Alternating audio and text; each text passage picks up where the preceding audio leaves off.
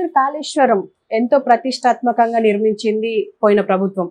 అయితే ఈ కాళేశ్వరం కింద వచ్చిన మేడిగడ్డ బ్యారేజీ కుంగుబాటుపై భూపాలపల్లి జిల్లా కోర్టులో పిటిషన్ వేశారు ఓ వ్యక్తి.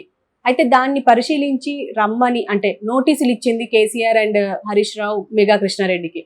సో ఏమంటారు సార్, మీరేమంటారు? అంటే ఇది నిలబడుతుందంటారా ఈ కేసు? తప్పకుండా ఉంటుంది, నిలబడుతుందమ్మా. నిలబడకపోవడం ఏంటి? ఎందుకంటే అక్కడ అవినీతి జరిగిందని ఎక్స్పర్ట్స్ కమిటీ కూడా చెప్పింది. 5 అడుగులు 4 అడుగులు బ్రిడ్జి కుంగిపోయిందని చెప్పింది. కొంత మేరకు డ్యామేజ్ అయిపోయింది. తర్వాత లెక్క డొక్క ఏమి లేవు. దీని మీద చాలాసార్లు పోరాటాలు జరిగాయి. కానీ ఇప్పుడు రాజలింగమూర్తి అనే వ్యక్తి పిటిషన్ వేశారు. దానిలో భూపాలపల్లి జిల్లా కోర్టులో అంటే హీరింగ్కి రమ్మని వాళ్ళకి ఉత్తరాలు అందాయి. కేసీఆర్కి, హరీష్ రావుకి, మెగా కృష్ణమూర్తి గారికి, వీళ్ళందరికీ శ్రీముఖాలు అందాయి. ఇప్పుడు దీని తాలూ పర్యవసానం ఎలా ఉంటుందని అడుగుతావు, అంతే కదా. ఇది రేవంత్ రెడ్డి ఎప్పటి నుంచే చెప్తుంది, తప్పకుండా మీరు శిక్షార్హులు. మనకు ఉన్నటువంటి ఒక ప్రతిష్టాత్మక డ్యామేజ్కి ఇంత డ్యామేజ్ జరిగిందంటే మరి రేపు పొద్దున్న ఎంతమంది ప్రజలు బాధపడతారు? వాళ్ళ నీటి వనరులు ఎలా ఉంటాయి? అంటే రైతులకేమో సాగునీరు ఎలా వస్తుంది? ఇవన్నీ ఆలోచిస్తారు కదా. దీని మీద ఏంటంటే వీళ్ళు ఏదో కాకమ్మ కథలు చెప్తున్నారు. ఎవరు? కేసీఆర్ ఆ డ్యామేజీ విషయంలో ఏమీ చూసుకోలేదు. ఏదో ఆయన ఇంట్రెస్ట్ ఏదో ఉంటుందో ఆ ఇంట్రెస్ట్ చూసుకొని వదిలేశాడు. అప్పుడు హరీష్ రావు దాని మీద అంటే ఆయన ఇరిగేషన్ శాఖ మినిస్టర్ కనుక సంబంధిత బాధ్యత అంతా కూడా ఆయన తీసుకున్నాడు. ఆయనకి కేటాయించినటువంటి ఫండ్స్లో ఖర్చు పెట్టాడు అన్నమాట.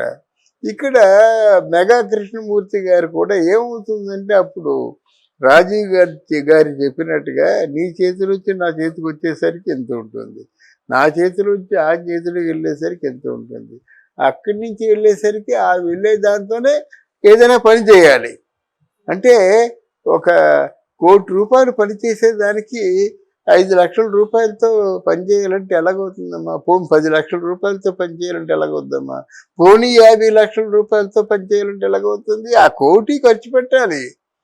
మీకు కొన్ని ఉంటాయి చూసారా, తాత్కాలికంగా మళ్ళీ నెలలో మళ్ళీ పెట్టుబడి పెట్టాలి, మళ్ళీ 2 నెలల్లో పెట్టుబడి పెట్టాలి అనే దాంట్లో ఏమైనా చేయొచ్చు. ఎందుకంటే నెల ఏదో బడ్జెట్ కేటాయిస్తారు కదా.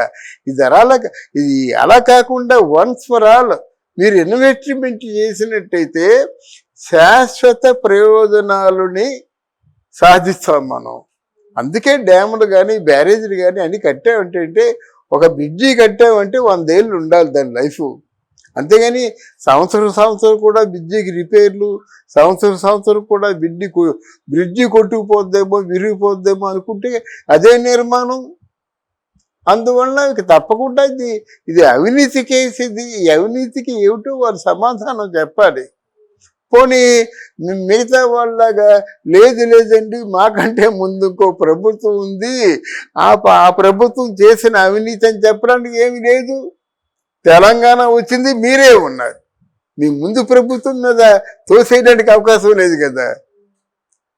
అలాగే మీ తర్వాత వచ్చిన ప్రభుత్వం మీద కూడా తోసేయడానికి వీలు లేదు. అది మీ చేతుల్లో జరిగింది, మీరే బాధ్యుడు. అలా ఉచ్చు బిగుసుకుందన్నమాట. వీళ్ళు ఎలాగైనప్పుడు కూడా వీళ్ళు అవినీతి పరులు అనే మాట రాకపోతే ఎంత తొందరగా కేసీఆర్ ఓడిపోయేవాడు కాదు. వాళ్ళు సంపాదించుకున్న ఆస్తులు అందరికీ తెలిసి హరీష్ రావు ఆస్తి ఎంత ఉందమ్మా ఈరోజు, కేటీఆర్ ఆస్తి ఎంత ఉందమ్మా ఈరోజు.